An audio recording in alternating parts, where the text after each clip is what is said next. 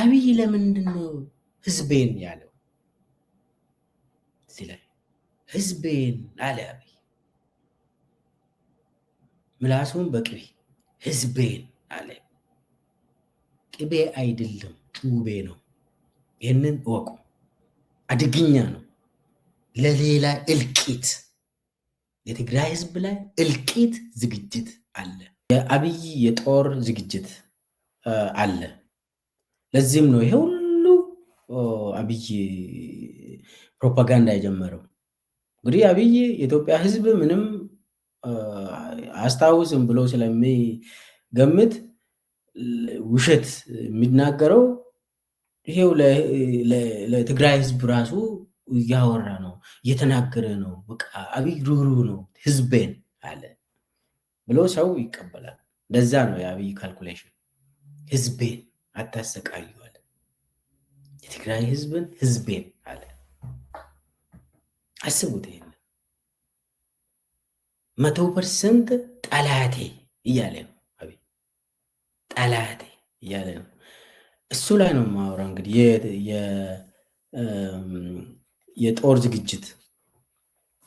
የጦር ዝግጅቱ ቆይቷል። እንግዲህ እንደሚከተለው ማቀርበው አብይ የጦር ዝግጅቱን ባቀደው መሰረት እየሄደበት ነው። በተለይ ትግራይ ላይ፣ አማራ ላይ፣ ኦሮሚያ ላይ በቅዱ መሰረት ነው እየተካሄደ ያለው። ትንሽ ወደኋላ መለስ ብለን ከ2 ወር በፊት ይሄ አብይ ስልጠና ሲያካሄድ ነበር። የብልጽግና አመራሮችን ሰብሰብ አድርጎ ስልጠና ያካሄደ ነበር። የተደመረ ህዝብ የተሳካ ህልም በሚል ርዕስ ስልጠናዎች ነበሩ። ከስልጠናዎች በኋላ ወደ ታች ድረስ እስከ ታች ድረስ አሁን ኦሮሚያን 5 ቦታ ከፍለው ነው የሚያስተዳድሩት እና እዛ በ5 ሴክተር የሚባል አለ። 5ቱ ሴክተሮች እዛ ላይ ስልጠና የሰጡት ከዛም አቅጣጫ የሰጡት ነገር አለ። እሱ ላይ ምንድን ነው የተባለው? የጦርነት አቅጣጫስ ምንድን ነው የሚመስለው የምለውን አነሳለሁ ከፓርቲ ውስጥ እና የጦርነት ዝግጅትስ ምን ይመስላል እና ስልጠናው አብዛኛው ስልጠናው ከላይ በቴሌቪዥን የተላለፈው የታወቀ የወታደራዊ ስኬት፣ የኢኮኖሚ ልማት ስኬት፣ የኮሪደር ምናምን ስኬት፣ የተለያዩ ቱሪዝም ስኬት፣ ማይኒንግ ሴክተር ምናምን፣ ኢንዱስትሪያላይዜሽን ምናምን ስኬት፣ የዲፕሎማሲ ስኬት ብሎ ነው ከላይ ያወሩት። ዝም ብሎ ብልጭልጮቹን አብዛኛው ውሸት ነው። ከዛ በኋላ አቅጣጫ ሲሰጥ የተነገረው ነገር ነው ዋናው ነገር። አቅጣጫ ሲሰጥ የስርዓቱ ዋነኛ ጠላቶች ብሎ ለይቶ አቅጣጫ ሲሰጥ ለአመራሩ እንግዲህ የኦሮሚያ ቨርሽን ነው ያገኘሁት። አማራ አካባቢ ከፋፍሎ ስልጠናዎችን ሰጥቷል። ለጎጃም ለብቻው፣ ለወሎ ለብቻው፣ ለጎንደር ለብቻው፣ ለሸዋ ለብቻው ከፋፍሎ ነው እንግዲህ የሚገዛ አብይ። ስልጠናውንም የሚያሰለጥነው እንደዚሁ ነው፣ ከፋፍሎ ነው። ኦሮሚያም እንደዚሁ ነው የሚያደርገው። የአማራውን አላገኘውም፣ የአማራው ስልጠና ይዘቱን አላገኘውም። ነገር ግን የኦሮሚያውን ከሰማችሁት የአማራው ደግሞ ምን እንደሚመስል ታውቋላችሁ። ቀላል ነው። የኦሮሚያ ላይ 3 ዋና ጠላቶች አሉን ብሎ የዘረዘረው ቁጥር 1 የኦሮሞ ህዝብና የስርዓቱ ጠላት ብሎ የፈረጀው ሸኔን ነው። ሸኔ ብሎ የሚጠሩት እንግዲህ የኦሮሞ ነፃነት ሰራዊትን ነው። ሸኔ ብሎ አንደኛ ላይ ሸኔ፣ ሁለተኛ ላይ ፋኖ፣ ሶስተኛ ላይ ህወሓት ብሎ ነው የዘረዘረው። ያው ኦሮሚያ ስለሆነ ሸኔ ቅድሚያ ሰጥቶ ነው ህዝቡ ሸኔን እንዲዋጋ እሱ ላይ እንዲጠነክር። ምንድን ነው ያሉት? ሸኔ ቁጥር 1 ጠላታችን ነው ብሎ የዘረዘሩት አንደኛ ሸኔ እኛን አያሸንፍም፣ እሱ የታወቀ ነው። ነገር ግን ህዝቡ ከኛ ጋር እንዳይቆም አድርጓል። የኦሮሞ ህዝብ ከኛ ጋር ቆሞ ትግራይ ጦርነት እንዳይሄድ፣ ኦሮሞ ህዝብ ከኛ ጋር ቆሞ አማራን እንዳይዋጋ ሸኔ ጠንቅ ሆኖብናል ብሎ ነው አቅጣጫ የሰጡት። ስለዚህ ሸኔ እያለ ህዝቡ ከኛ ጋር እኛን አምኖ ለኛ አይቆምም። ስለዚህ ዋናው ጠላታችን ማነቋችን ሸኔ ነው። ልክ ወደ ስልጣን ከመጣን ጀምሮ እኛን በተለይ ከህዝቡ ለመነጠል ሸኔ ትልቅ ሚና ተጫውተዋል። ስለዚህ ጠላታችን ሸኔ ነው ብሎ ለይቶ አቅጣጫ ሰጥተዋል ለአመራሩ፣ በተለይ ለዞን አመራር፣ ለስራ አስፈጻሚዎች። ከዛ ቀጥሎ ፋኖ ነው አሉ። የስርዓቱ አደጋ ፋኖን ደግሞ ኦሮሞን ለማጥፋት ነው የሚመጣ። ስለዚህ ብለው እንግዲህ ስልጠና ሲሰጡ በተለይ ደግሞ ፋኖን በተመለከተ ቀላል ነው። ኦሮሚያ አካባቢ ያው አማራ ትላንትም እንደዚህ አድርጓል፣ አሁንም ያው ፋኖን ይዞ እየመጣል ነው በቀላሉ ያንን ነው ያሉት። አብይ ራሱ ምንድን ነው ያለ በፓርላማ ላይ ሸኔ እኮ እኛን ምኒልክ ምናምን ይሉናል፣ ደግሞ እዛ ደግሞ ከፋኖ ጋር እንስራ እያሉ ነው። ፋኖ ምኒልክ ነው፣ እዛ የሚሰሩ ከሆነ ከኛ ጋር መስራት አለባቸው ብሎ ፓርላማ ላይ ተናገረ። እና ፖለቲካው ግልጽ ነው። ፋኖን በተመለከተ ኦሮሚያ ውስጥ ያው ሊያጠፋ እየመጣ ነው ብሎ ህዝቡን መቀስቀስ፣ ቅስቀሳውም የሚቀል መስሎ ቀርቧል። ያው ብዙ ጊዜም የተሰራበት ጉዳይም ስለሆነ ለዛም ነው የኦሮሞ ህዝብ በጣም በጥንቃቄ ይህንን ስርዓት አብይ ስርዓትን በደንብ ማየት ያለበት። አማራ ህዝብ እንደ ህዝብ የኦሮሞ ጠላት ሆኖም አያውቅም፣ አይሆንም። ኦሮሞ እንደ ህዝብ የአማራ ጠላት ሆኖ አያውቅም። እነኚህ ሁለቱ ወንድማማች ህዝብ እንዳይገናኝ፣ እንዳይነጋገር፣ አብሮ እንዳይሆን፣ አብሮ እንዳይኖር እያደረገ ያለው አብይ አህመድ ይባላል። አብይ አህመድ ስርዓት ነው። አሁንም ይህንን ነው እየሰራ ያለው በስልጠና በእንትን ጊዜ። ስለዚህ ህዝብን እንደ ህዝብ ወንጀለኛ አድርጎ ማቅረብ ከባድ ነው፣ ወንጀል ነው። ሆኖም አያውቅም። ይሄ አብይ እያደረገ ነው። ለዛም ፋኖ ጠላት፣ ሁለተኛ ጠላት ብሎ መድቧል። ሶስተኛ ህዋት ብሎ ነው ኦሮሚያ ውስጥ የኦሮሚያ ቨርሽን ነው እያወራሁት ያለው ህዋት ነው እና የትግራይ ኃይል ይላል። ምንድነው? አጠቃላይ የትግራይ ኃይል የተደራጀ ነው ይላል። በጣም የተደራጀ ከውጭ ሀገር ጋርም የተጣመደ ጽምዶ የሚባለው ነገር ያነሳል። በአቅጣጫው ከኤርትራ ጋር ይሰራሉ፣ ከባድ መሳሪያዎችን ያገኛሉ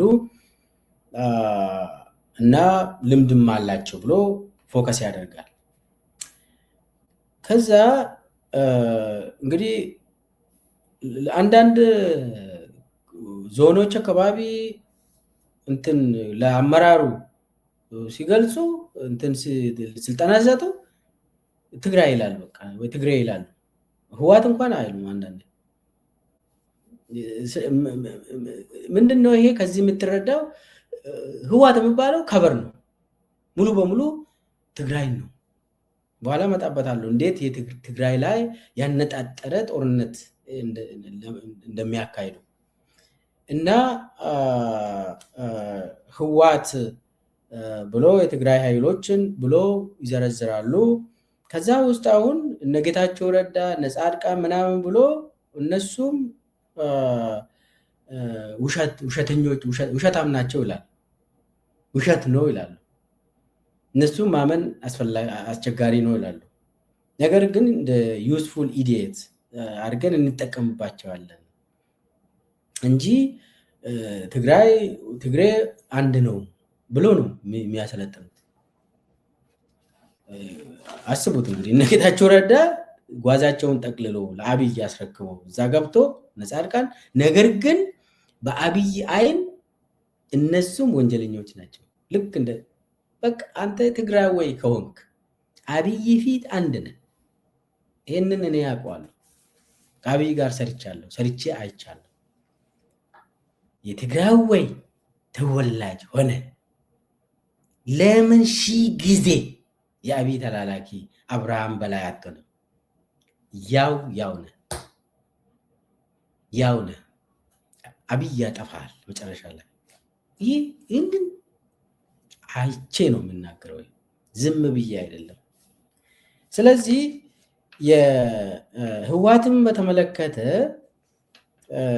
ዘርዘር ያለ አንዳንድ ከውስጥ ዝግጅትም ያገኘሁት ከስልጠና ሳይሆን ከዛ ውጭ ያገኘሁት አንዳንድ መረጃዎች አሉ። አሁን በስልጠናው አካባቢ የዞን አመራሮች ይህንን ካሉ በኋላ የጦር ዝግጅት ያስፈልጋል ብሎ አቅጣጫ ሰጥተው፣ ስለዚህ ምልመላ ወታደራዊ ምልመላዎች እየተካሄደ ነው። ባለፉት 1 ወር ምናምን ገደማ ምልመላ እያካሄደ ነው አብይ ኦሮሚያ ውስጥ። አንደኛ ሸኔን የሚዋጋ፣ ሁለተኛ ፋኖን፣ ሶስተኛ ህዋትን፣ በተለይ ህዋት። ስለዚህ የጦር ዝግጅት አለ።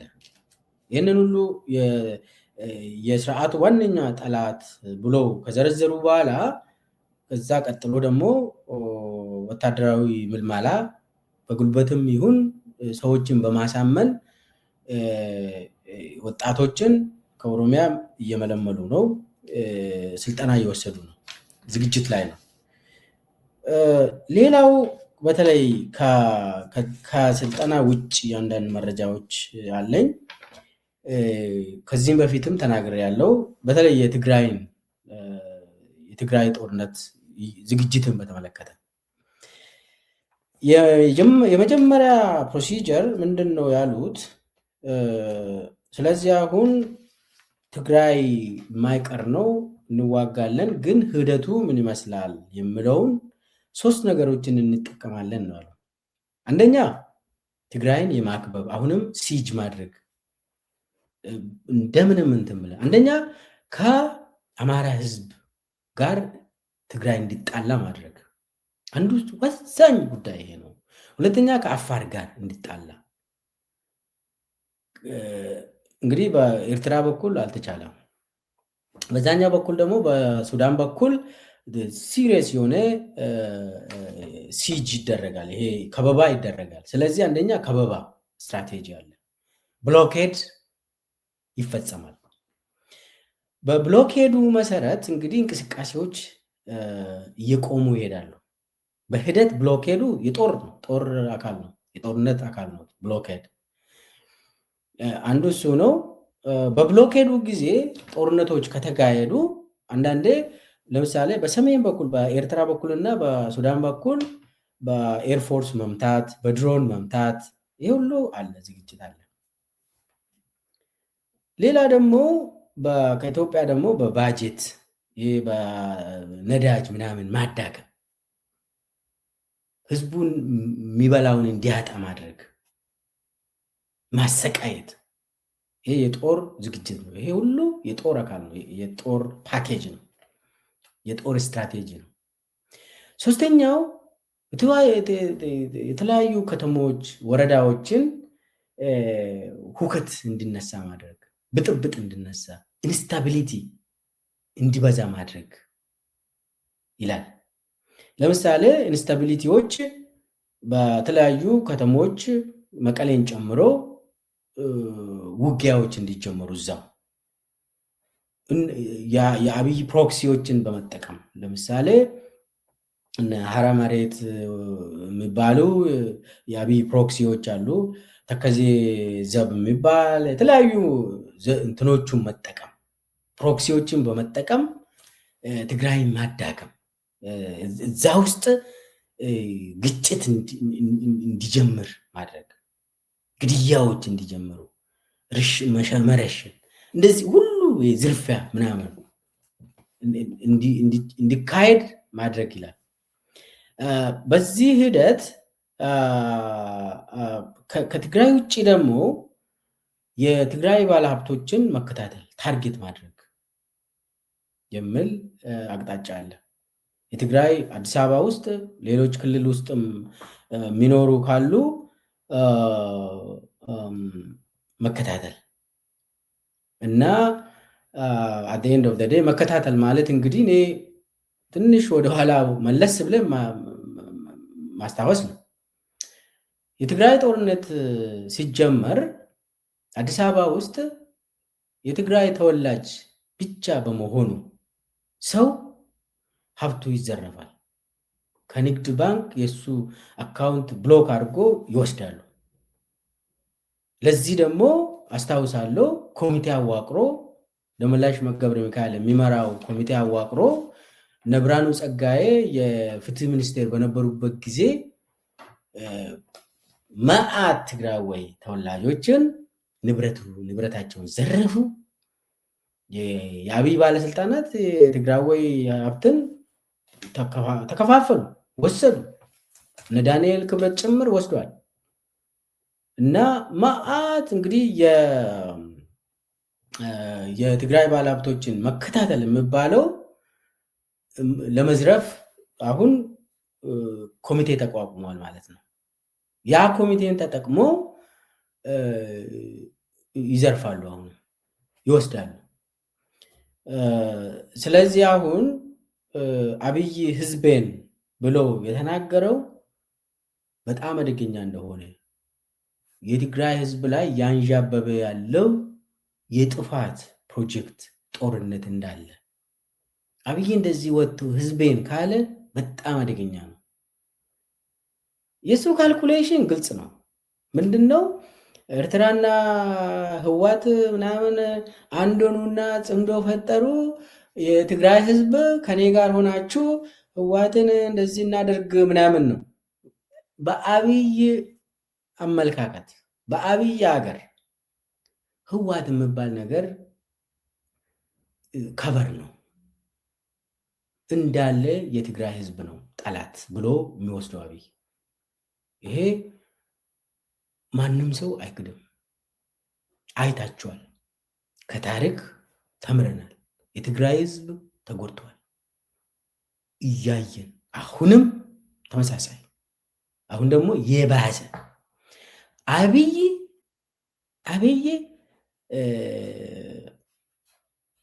እቅዱ ምንድን ነው? ግልጽ ነው። ማጥፋት ነው። ህዝብን ያልገበረውን ህዝብ ያጠፋል። ይህ ነው ግልጽ። ስለዚህ አሁን በዚህኛ በኩል የትግራይ ህዝብና አማራ ህዝብ እንዲጣላ ብዙ ነገር ያደርጋሉ፣ እያደረጉም ነው። በውስጥ በኩል በተለይ ደግሞ ፕሮክሲዎችን ተጠቅሞ ትግራይን መበጥበጥ ያ ሁሉ አለ፣ ፕሮጀክቶች አሉ። ስለዚህ አሁን አጠቃላይ የአብይ የጦር እቅድ በእቅዱ መሰረት እየሄደ ነው፣ እየተተገበረ ነው፣ እየሄደለት ነው። አሁን ዋናው ነገር ምንድን ነው? አብይ በጉልበቱ ኦሮሚያን መግዛት አልቻለም። አብይ በጉልበቱ አማራ ክልልን መግዛት አልቻለም፣ አይችልም። ትግራይን መግዛት አይችልም። እንደው እሾውን እንደ መዋጥ ነው። የአብይ ህልም ይሄ ነው። እንደ ጃርት ውጠ ሰላም ማግኘት አትችልም። ትግራይን ውጠ፣ ኦሮሚያን ውጠ፣ አማራ ክልል ውጠ አትችልም። እና የአብይ የጦር ዝግጅት እሱ ባቀደ መሰረት እየሄደ ነው። እኔ አንዳንዴ እነ ጌታቸው ረዳና ጻድቃን ምን ሆኖ ነው እያንዳንዴ ራሴን ስጠይቅ ለካ ያው ሰው ማቴሪያሊስት ነው። የሆድ ጉዳይ ነው። በቃ ሰውን የሚገዛ የሆድ ጉዳይ። አብይ ብለዋል ይሄንን። ጻድቃን ራሱ የሆነ ጊዜ ብለዋል ሁሉም ሰው በሆዱ ይገዛል ብሎ ጻድቃን ራሱ ተናግሮ ራሱ በሆዱ ሲገዛ እንግዲህ ብዙ ባላወራ እመርጣለሁ። እና ስለዚህ መጨረሻ ላይ ይሄ ትግራይ ላይ እየተካሄደ ያለው ጦርነት፣ አማራ ክልል ላይ እየተካሄደ ያለው የጦር ወንጀል፣ ኦሮሚያ ላይ እየተካሄደ ያለው የተለያዩ ወንጀሎች፣ የጦር ወንጀሎች መቼ ነው የሚቆመው? እንዴትስ ነው የሚቆመው? አሁን የኢትዮጵያ ሕዝብ አንድ መሆን የግድ ነው። አሁን ምንድነው? አሁን ኢትዮጵያውያን አንድ ላይ ሆነው ካልቆሙ ተስፋ ያስፈልጋል። አብይ የሚኖረው በማጣላት ብቻ ነው። ይኸው በዚህ በውሸት ወንጀለኛ ነው አብይ። ስለዚህ ሁሉም ኢትዮጵያውያን በጋራ ቆሞ ለኢትዮጵያ ሕዝብ ተስፋ መስጠት ያስፈልጋል። አንድ ሰው አንድ ቡድን ብቻውን ለራሱም አይበቃም፣ ለኢትዮጵያ አይደለም። ሁሉም በጋራ ሆኖ በሚችለው ውጭ ሀገር የሚሆን ሀገር ውስጥ የሚኖር አንድ ሆኖ ተስፋ ማየት ያስፈልጋል። ያ ካልሆነ አብይ ያው ወንጀሉን ይቀጥላል፣ ኢትዮጵያውያን እልቂት ይቀጥላል። ይሄ ነገር እንዲቆም ከተፈለገ ወሳኙ ነገር ወደ አንድነት፣ ወደ መተባበር፣ ወደ መደማመጥ እና በግልጽ አብሮ መስራት ያስፈልጋል። እኔ እንደዚህ አይነት ሰው ኢትዮጵያን ገጥሞ የሚያቅም አይመስለኝም በኢትዮጵያ ታሪክ። እኔ እስከማውቀው ድረስ እንዲህ አይነት ሰው ኢትዮጵያን አልገጠምም። በተለይ አሁን በኦሮሞ ታሪክ እንደዚህ አይነት ታሪክ አላየንም። አማራም ይሄንን አይቷል ብዬ አልገምትም። ትግራይ ወይም ይሄንን አይቷል ብዬ አልገምትም። ሌላም ብሔር ብሔረሰብ እንዲህ አይነት ስርዓት አይቶ አያውቅም ፎር ሹር። ስለዚህ ጊዜው አሁን መተባበር የግድላል። ጦርነት የአብይ እንጀራ ሆኖ ሊቀጥል አይገባም። ስለዚህ ሁሉም ኢትዮጵያውያን ባሉበት ይህንን ስርዓት እንዲያበቃ ይብቃ ማለት ያስፈልጋል የሚል መልእክት አለ።